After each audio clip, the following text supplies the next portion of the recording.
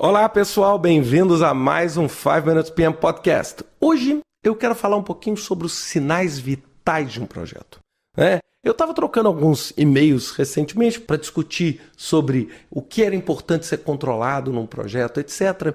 E eu queria fazer uma analogia, quando a gente está controlando um projeto, com a de um paciente numa unidade de tratamento intensivo. Quando o nosso projeto está sendo executado, ele precisa ser monitorado constantemente. E para que esse monitoramento? Para que os desvios sejam detectados o mais prematuramente possível para que a gente possa tomar ações. Na mesma analogia, nós temos o nosso paciente do CTI. O paciente do tratamento intensivo, ele precisa ser monitorado. Por quê? Porque ele exige cuidados. Então, o nosso projeto é sempre um paciente no CTI. O nosso projeto ele exige cuidados, ele exige atenção. E quando a gente pega, por exemplo, olha um paciente dentro do centro de tratamento intensivo, a gente vai olhar uma séria pressão sanguínea, tudo, batimentos, tudo oxigênio no sangue. Por quê? Para garantir os sinais vitais. No nosso projeto, a gente também tem que fazer a mesma coisa. Mas a pergunta que a gente tem é, que sinais?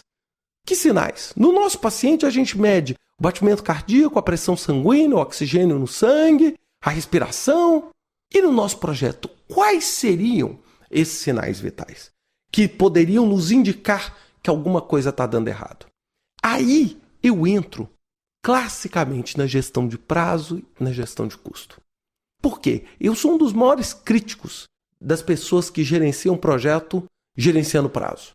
Porque, na verdade, o problema nunca está no prazo. O problema é visto no prazo. O prazo, gestão de prazo de um projeto, ou cronograma, ou acompanhar o cronograma, é um dos principais sinais vitais do nosso projeto. Então, se eu tivesse que colocar lá, imaginando que o meu projeto era o paciente no CTI, o que eu colocaria conectado a esse paciente para poder avaliar os sinais vitais? Primeira coisa que eu colocaria, uma gestão de prazo. Ou seja, eu iria acompanhar claramente qualquer indicativo de atraso. E como é que a gente poderia fazer isso? A gente poderia fazer isso através dos marcos do nosso projeto, ou seja, os marcos previstos e os marcos reais. Então essa é a primeira coisa, ou seja, eu iria acompanhar pontos intermediários. Nunca o prazo final do projeto, porque às vezes o seu projeto é grande, você tem um problema, mas você não consegue detectar ele no final do projeto. Ou seja, às vezes você está nas fases iniciais do seu projeto, você ainda não consegue ver o reflexo daquele erro no início do projeto lá no fim. Por isso que você tem que dividir o seu projeto em marcos e acompanhar esses marcos. Ou seja, a partir do momento que eu meço esse primeiro sinal vital, eu vou ter uma ideia do seguinte: qualquer oscilação que aconteça na data desses marcos, de atingimento desses marcos, vai dar um indicativo de que alguma coisa errada do ponto de vista de prazo, percebido em prazo, você vai ver. Esse é o primeiro sinal vital. O segundo sinal vital que eu teria para o meu projeto são os custos. Eu teria o quê? Todo o meu orçamento. Meu orçamento poderia estar quebrado tanto por recurso quanto por atividades e fases. E eu acompanharia classicamente esse desenvolvimento dos meus gastos com relação ao meu previsto. Esse seria o segundo indicador, que me daria o quê? Como o meu orçamento está sendo aí gasto. E isso também me daria qualquer indicativo de desvio. O terceiro indicativo que eu teria nesse projeto seria os indicativos relacionados aos riscos. Então o que eu faria?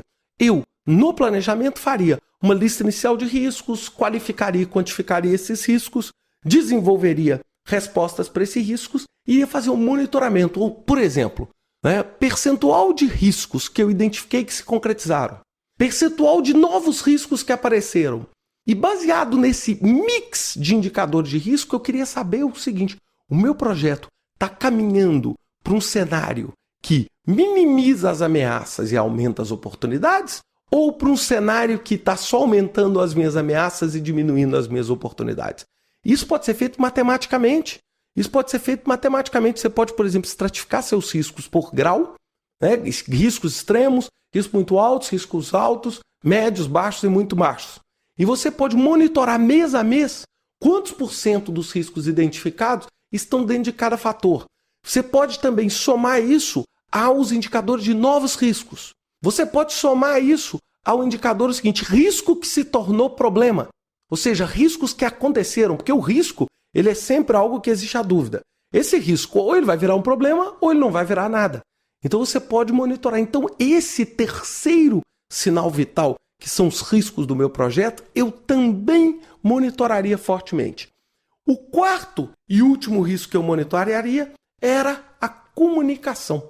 A comunicação, sim, eu faria as reuniões e avaliaria nessas reuniões o seguinte: como é que está o comportamento das partes interessadas? As partes interessadas continuam mostrando extremo interesse, um pouco menos de interesse, ou seja, para que eu possa perceber o seguinte: como as partes interessadas dentro do meu projeto estão se comportando e contribuindo para o sucesso.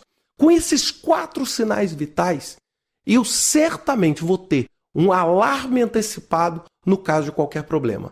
A grande questão é que muitas vezes a gente põe no ar um plano maravilhoso e esquece simplesmente, a gente cria um equipamento, uma parafernália maravilhosa, mas esquece de conectar isso ao nosso paciente, que é o nosso projeto. E a gente não consegue medir. E, normalmente, quando a gente começa a medir e entender isso, o nosso paciente, que é o nosso projeto, já está no estado crítico. E aí, muitas vezes, esses sinais vitais se tornam absolutamente irrelevantes. Por quê? Porque vai ser muito difícil a cura desse paciente. Então é por isso que eu falo, a gente monitora os sinais vitais desde o início. A gente monitora a saúde do nosso projeto e não necessariamente a doença do nosso projeto. Quando a doença chega, se a gente não tiver com esses sinais vitais muito claros e muito precisos, a chance de nós perdermos esse paciente é muito grande. A chance da gente ter problema no nosso projeto é enorme, como muitos de vocês já viram na vida real. Um grande abraço para vocês. Até semana que vem com mais um 5 Minutes PM Podcast. Até lá!